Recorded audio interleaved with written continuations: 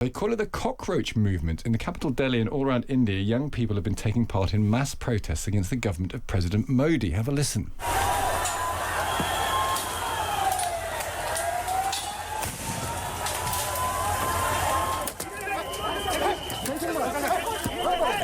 Yeah, you can hear the police there using long sticks known as lathis to beat the protesters back. The name of the movement derives from a Supreme Court hearing that dismissed unemployed young people as pests or cockroaches.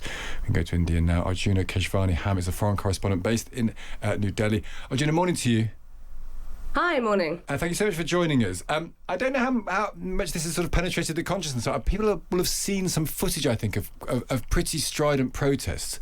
Just explain what the cockroach movement is in India.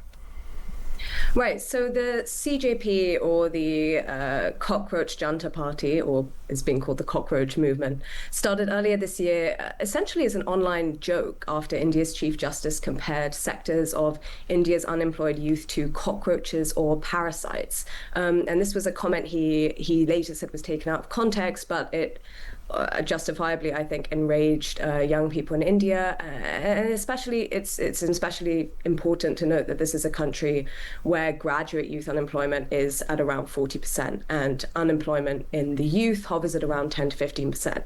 And this is a statistic that's more than doubled since 2011, when it was at around 6%. So there's really a sense among young people in India, at least in Delhi, that the BJP are at least partially responsible for this increase. And so in May, this sparked a 30-year-old Indian called Abhijit Dipka, who recently came back from studying in the US, to build a sort of spoof website and social media account for the satirically named Cockroach Junta Party, or CJP, which is obviously a play on words around the BJP, which has been Modi's party, which has been the ruling party in India since 2014. And the movement immediately gained traction to the extent that within 2 weeks, more than 22, the Instagram page and social media accounts had gained more than 22 million followers, which is a whopping amount, and also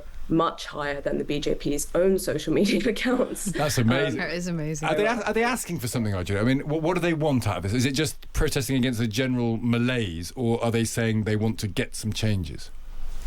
Yeah, so I mean, originally the movement was quite vague. As I said, it started as a joke. But then as support was mobilized, the leader started to focus the movement more specifically on more timely issues that have affected many of India's millions of students. So recently there were leaks of medical entrance exams, and repeatedly those exam questions have been sold to the highest bidder. So there's a huge element of corruption in that. And for something like the medical entrance test, it's important to note that the pressure on students in India to succeed is extremely high. So there are more than 2 million students who compete for just 130,000 places. So if you think of Oxford or Cambridge entrance tests being hard, if you look at entrance tests for kids in India, it's just absolutely unbelievable, the kind of pressure that kids are under, the fact that families are spending their life savings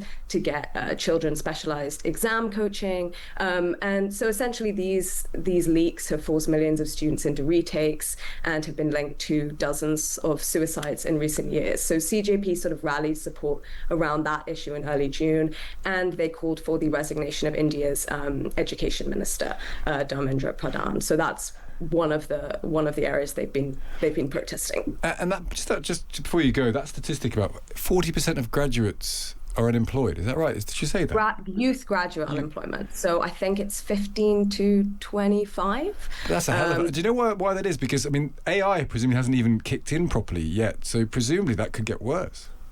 Yeah, so I actually wrote a piece around this in the Sunday Times a couple months ago, and presumably, yes. I mean, there's not really sort of direct analysis on this yet, but presumably this, especially since AI is going to be affecting white-collar jobs in particular, in places sort of like tech capitals like Bangalore. We're really looking at students who are very afraid that especially in white-collar work, and India is one of those countries that has a lot of graduates. So it's it's looking quite scary.